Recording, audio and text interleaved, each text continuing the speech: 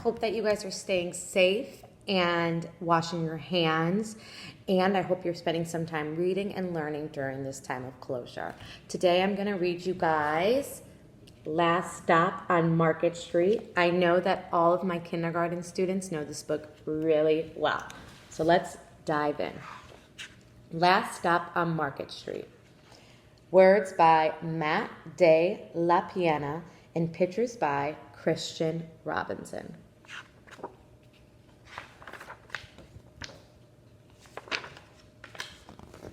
CJ pushed through the church doors, skipped down the steps.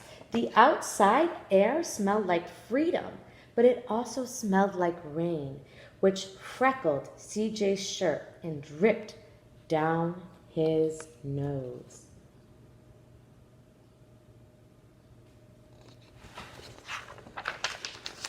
He ducked under his Nana's umbrella, saying, "How come we gotta wait for the bus in all this wet?" "Trees get thirsty too," his Nana told him. "Don't you see that big one drinking through a straw?" CJ looked up for a long time, but never saw a straw.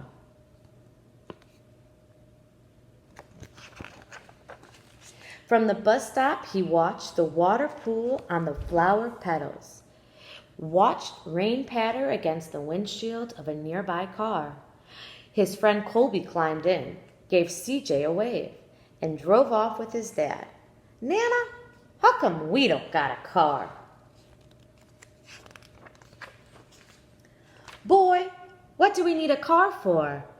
We got the bus that breathes fire. And Mr. Dennis, and old Mr. Dennis, who always has a trick for you." The bus creaked to a stop in front of them. It sighed and sagged, and the door swung open. "What's that I see?" Mr. Dennis asked. He pulled a coin from behind CJ's ear and placed it on his palm. Nana laughed a deep laugh and pushed CJ along. They sat right up front. The man across the way was tuning his guitar, and an old woman with curlers had butterflies in a jar. Nana gave everyone a great big smile and a good afternoon, and made sure CJ did the same. The bus lurked forward and stopped, lurked forward and stopped. Nana hummed as she knit. "How come we always gotta go here after church?" CJ asked. "Miguel and Colby never have to go anywhere." "I feel sorry for those boys," she told them. "They'll never get the chance to meet Bobo or the sunglass man. And I hear Trixie's got herself a brand new hat." CJ stared out the window, feeling sorry for himself. He watched the cars zip by on either side, watched a group of boys hop curbs on bikes. A man climbed aboard with a spotted dog. CJ gave up his seat. "How come that man can't see?" "Boy, what do you know about seeing?" Nana told him. "Some people watch the world with their ears." "That's a fact. Their noses, too," the man said, sniffing at the air. "That's a mighty fine perfume you're wearing today, ma'am." Nana squeezed the man's hand and laughed a deep laugh. The two older boys got on next. CJ watched as they moved on by and stood in back. "Sure wish I had one of those," he said. Nana set down her knitting. "What for? You got the real live thing sitting across from you. Why don't you ask that man to play you a song?" CJ didn't have to. The guitar played was already plucking strings and beginning to sing. "To feel the magic of music," the blind man whispered. "I like to close my eyes." Nana closed her eyes too. And so did CJ. and so did the spotted dog.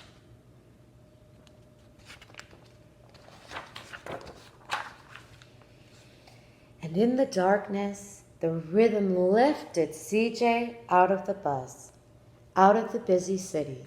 He saw sunset colors swirling over over crashing waves, saw a family of hawks slicing through the sky, saw the old woman's butterflies dancing free in the light of the moon. CJ's chest grew full, and he was lost in the sound, and the sound gave him the feeling of magic.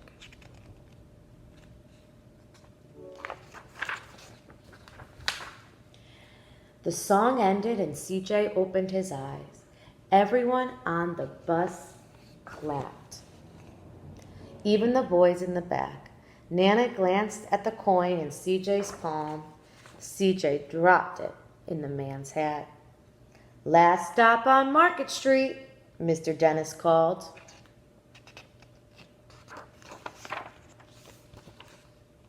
CJ looked around as he stepped off the bus. Crumbling sidewalks and broken down doors, graffiti tagged windows and boarded up stores.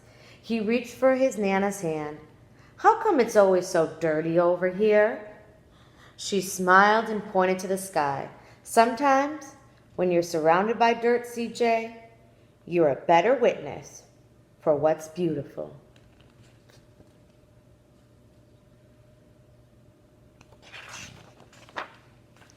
CJ saw the perfect rainbow arcing over the soup kitchen. He wondered how his Nana always found beautiful where he never even thought to look. He looked all around them again, at the bus rounding the corner out of sight, and the broken street lamp still lit up bright, and the stray cat shadows moving across the wall. When he spotted their familiar faces in the window, he said, "I'm glad we came."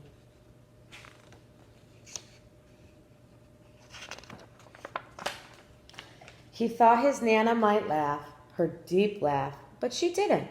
She patted him on the head and told him, "Me too, CJ. Now, come on."